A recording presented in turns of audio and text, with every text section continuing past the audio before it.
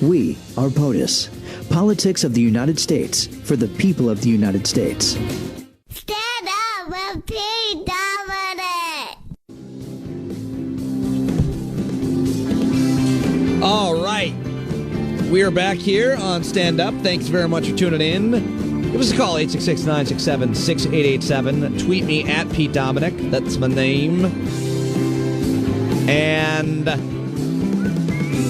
I want to now welcome our next guest, the president of the National Education Association, the nation's largest professional employee organization, representing 3.2 million educators. We want to get his take on some of the Wisconsin results from last night. We welcome him back to the program, Dennis Van Roekel. Mr. Van Roekel, thank you very much for joining us again. How are you, sir? Great to be back. You watched, obviously, this recall election very closely, as did all the educators that work and live in Wisconsin and all over the country. First of all, what did you make of the entire debacle that it began about?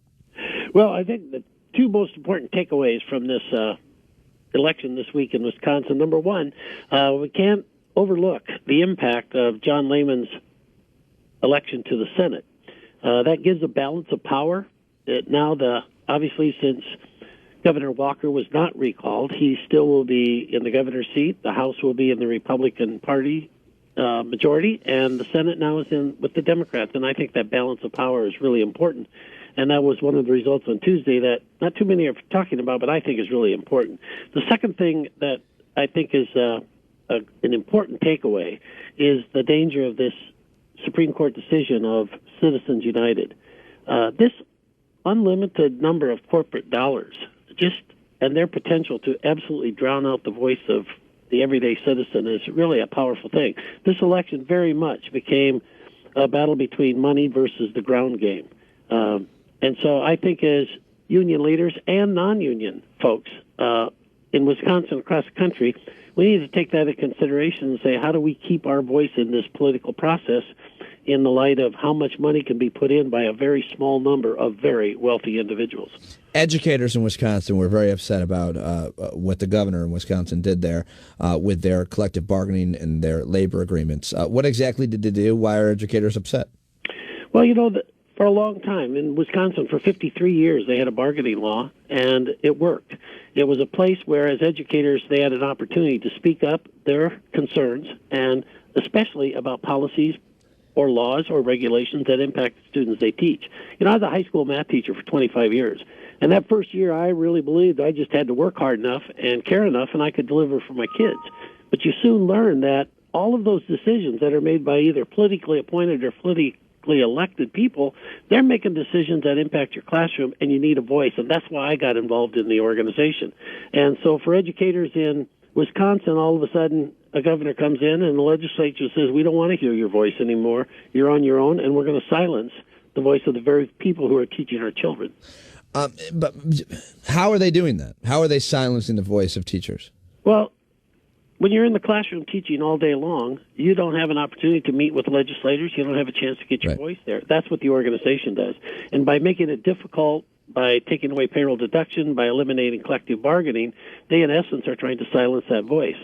What does collective bargaining afford union members?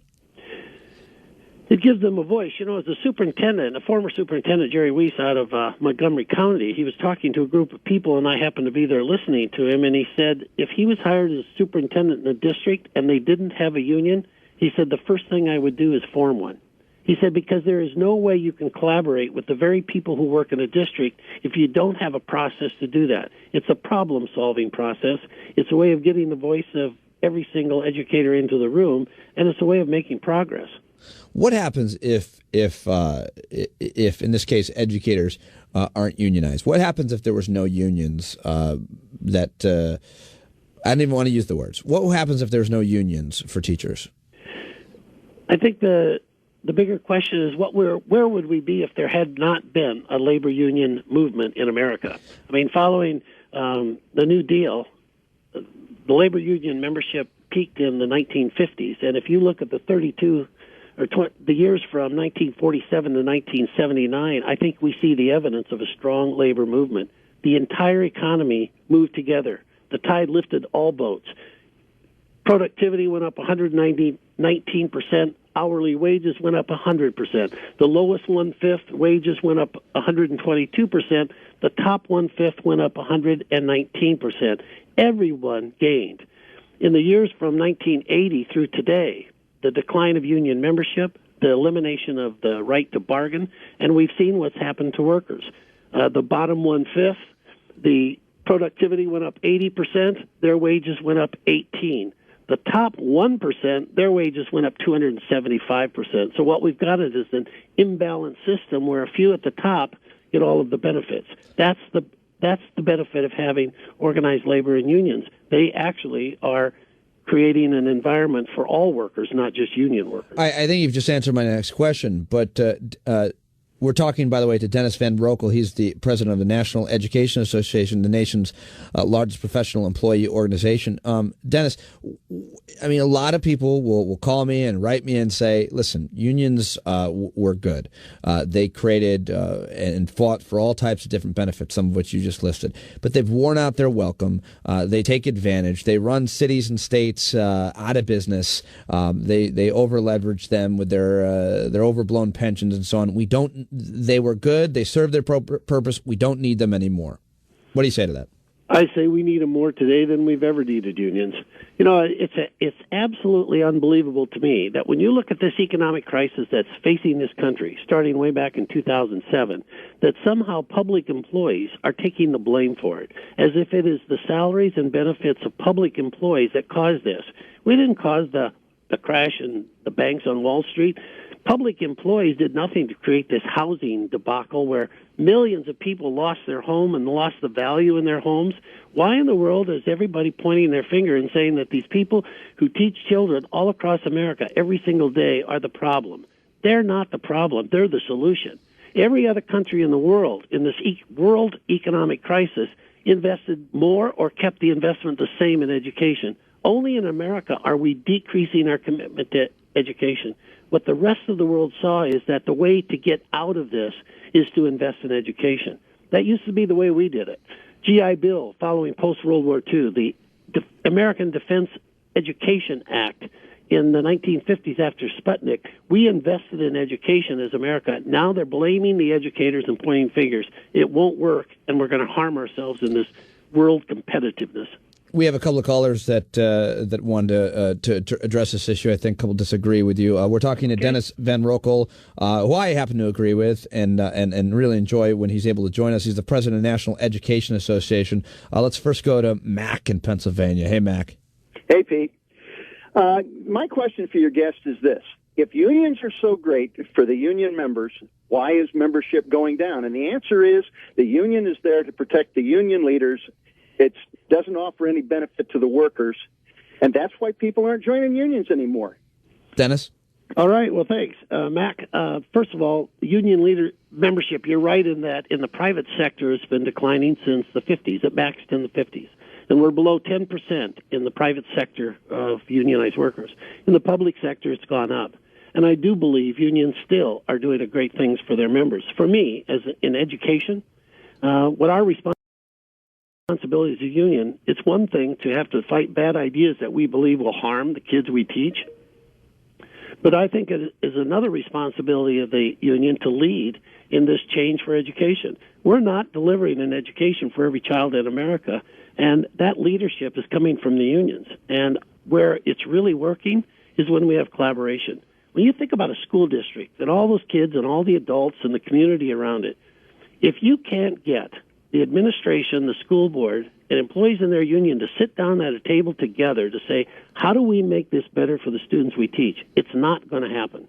And so I believe the union is an absolutely essential part of that collaboration in order to make it work for kids. You know, the way you're making it sound, Dennis, that unions are doing more to represent teachers at the table to find out how to be better teachers, to find out and work on what are best education policies, as opposed to what many of us think unions do, which is fight for benefits and retirement and other employment rights. Yeah, it's like you're looking at what one of my hands does and not the other one. Right. There is so much for the union to do in terms of fighting for education. I'll give you one area that I just think we have to, as a unions, we have to lead in this whole thing about teacher quality and the teachers in the classroom. In America, we lose 47% of all teachers during their first 5 years. And then to listen to our critics, the biggest problem is it's too hard to fire the ones who are left. Right. I'm saying that system is broken. Your recruitment, training, and hiring system is so broken that you're losing 47% in the first 5 years. I talked to a CEO of a corporation, and he said if he had any division where there was a 10% turnover, he'd be down there saying, what is going on down here? Something's wrong. So we've got, I think as a union, we can lead that. Quality at the front door. Nobody in a classroom with a group of 25 to 40 kids who's not absolutely fully trained, licensed, and certified. I think the union ought to be leading in that, and we are. Let's go to Jeffrey in West Virginia. Jeffrey? Good afternoon. I wanted to bring up, I can't recall the name, I'm driving right now, but there's a peer-reviewed research study that found a high correlation between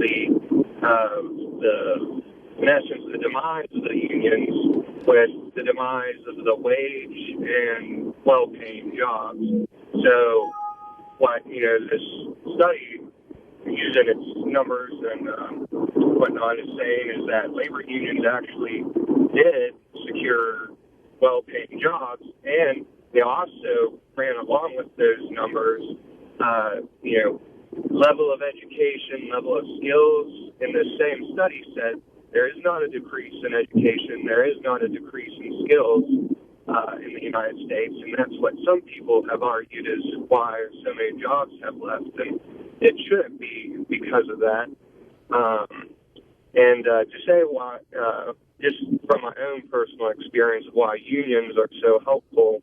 My mom's a nurse, and at her hospital, any sort of mention of unionizing the staff is immediately hushed by the administration. And my mom's an oncology nurse, and she herself handles seven patients in her shift. And, these are kind of the toughest of them all because they have cancer. And she does this with little to no help when if you go to another institution, they have like at most 5 patients per nurse. Right.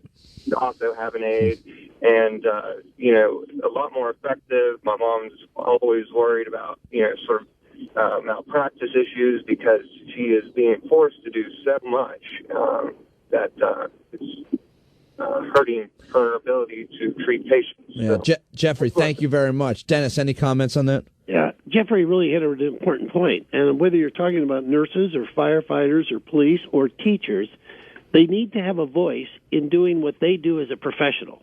They ought to have a voice at the bargaining table to talk about what they need in order to be successful in their profession. So I believe there's just an essential part. And of course, we advocate for our members. We want economic security as well as anyone else. But we also fight very much for the professional issues that work in each in our different professions, whether we're a nurse, firefighter, police, or a teacher. Let's go to Gary, California, for Dennis Van Roekel, who is joining us. He is the president of the National Education Association, and you can follow him on Twitter at NEA President. Go ahead, Gary. Hi, I haven't called in over a year, but I've spoken to you before. I used to teach in Long Island, California, and I've left the classroom. I could continue to teach, but the cuts in California schools are draconian. I could go into details. The teachers, the unions don't have any. They can't bargain. There's nothing to bargain for. There's no money. They're treading water. They're trying to stay afloat and help the kids, and yet there's just no money. There's one thing after the other that we have to do without. I spent over $1,000 of my own money this year helping out in the classroom with things that I never had to do before. I just don't. I feel bad. I can't do it anymore. Yeah, you hear almost every teacher out there will talk about reaching into their own pocket, right, Dennis? To provide their students with more. And what really Thanks, hurts, Gary. Good to hear from you again. Go ahead, Dennis. Sorry. It really hurts to hear Gary say that because I know exactly what he's feeling and saying because I hear it from so many people. I mean, when you have dedicated people who've given their life to teaching and they're so dedicated to the kids they teach, and they get to a point where they just can't do it anymore. That's not the way that a career should change. It ought to be because you found something you wanted to do instead, not something that you have to get out of.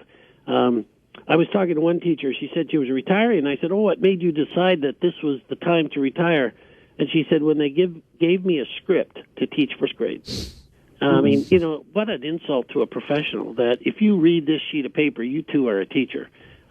We need to respect the professions, all of them. And I mean, and it's not just in the white collar, but also the blue collar. These are professionals. They know what they're doing, and we ought to honor and respect their work each and every day. Mike in Georgia. Hey there. Hey, Mike, you're on. Go ahead. Yeah, okay. Can't keep y'all speaker. Yeah, your phone is terrible. I can hear you, but okay. The person, your guest, may not be exactly the person to ask this question to, but he's certainly knowledgeable about unions. I think and let me say that I'm a strong supporter of unions in the marketplace. I think as long as there's a product for sale and the income for the company is made for the product, the price of the product is usually determined by demand and competition.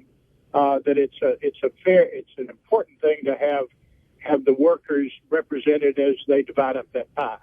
I have no problem with that at all. That's what made America strong. I just question whether or not that same principle applies in the public sector. Since you're providing a service, and it's a service that's really funded by decisions of the legislature, that it's not a different. It seems to me it's a different kind of thing, and I'd just like to hear your guest or any other. You're talking, yeah. We had a caller yesterday. Mike, thanks a lot, Dennis. We had a caller yesterday talk about. I got no problem with organized labor and unions in the private sector, like that caller was saying, but in the public sector, why should I be paying my taxpayer money to go to their unions? Well, they're not paying tax dollars to go to the unions because all of our members pay it out of their own pocket. So they're voluntary members. And it's what I said before. I joined the union. I became part of it because I wanted to have a voice. And so in our field, I understand the difference between the private sector where you're manufacturing or making something, and in my industry, in education, I'm not making something. I'm creating a learning environment. But the thing about the union, and we talked about this a little earlier, it gives a space to have a voice. And there aren't many occupations in the private sector where someone else makes all the rules for your job or your profession. I mean, they don't call a bunch of citizens together to decide how doctors ought to practice medicine or how a manufacturing firm ought to run their assembly line. They do it themselves. Those of us in public service operate in a very different environment.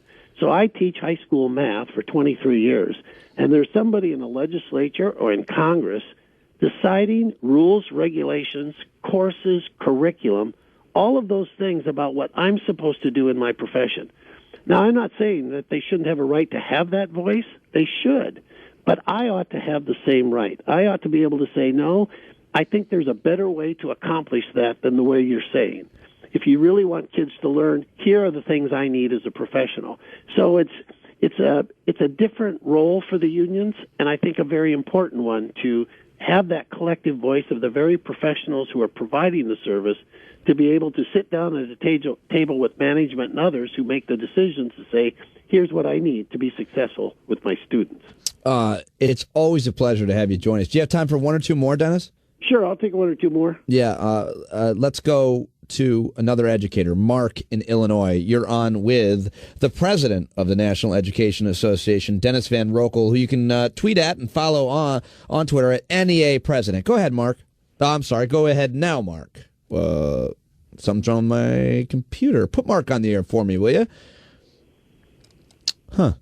My computer decided to no longer give me. I think it's just been taken over by the anti-union forces. Line. Oh, we're having problems. All right. Well, I can't get to any more. Well, let's try Steve in Texas. Is that working, Steve? Yes. Can you hear me? Yeah. There you go. Go ahead, Steve. We'll go with Steve. Okay. It's a pleasure to speak with you, and your show is great. It's not bad. But anyway, I have a couple of points. One of the points is that the reason the average income for working people is going down is not from lack of union leadership. More than anything, It's the Democrats and Republicans who agreed to do free trade with countries where people aren't free. We can't possibly ask our American worker to compete against people in China and other places like that. That may be true for some sectors of the economy, but Dennis, what about education? That's what we're talking about with you. And I wanted to make a point about my second point, if you don't mind. Well, let's let Dennis address the first point. Go ahead, Dennis. Yeah, I think the competitive nature in this world economy, it's so different. Many of the manufacturing jobs that we no longer have, some of those will never come back, and we're going to have to compete. Right. I think President Obama says that we've got to out-educate the rest of the world, and we can create high-paying jobs through education that are different than some of the manufacturing jobs we used to have. But we need to invest in that and create the market. I was talking to a guy the other day about economic growth in states, and he said the best thing is you invest already in education K through 12. What you want are well-paying jobs, because the more money the citizens in your state make, the more taxes they pay, and that's how you have economic growth. This drive to get more and more minimum wage jobs, it works the opposite. It hurts our economy. What was your other point, Steve? Go ahead.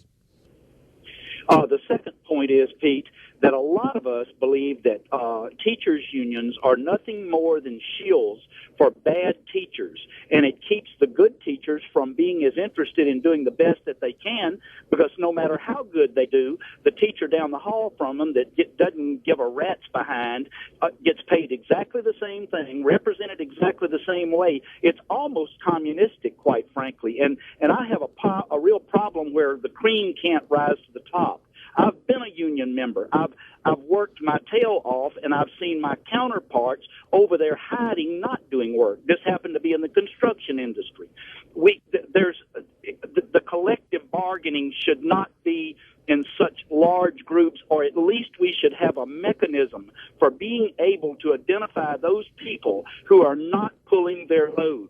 That's a real problem. The unions doesn't work that way. I feel like Steve is identifying, taking a very small problem and conflating it into a larger canard. That's my uneducated response. But Dennis, you answer it with a much more educated response. Well, first of all, I agree with Steve in the sense that I don't want anyone in a classroom with kids who's not competent and well-trained. I don't want them there.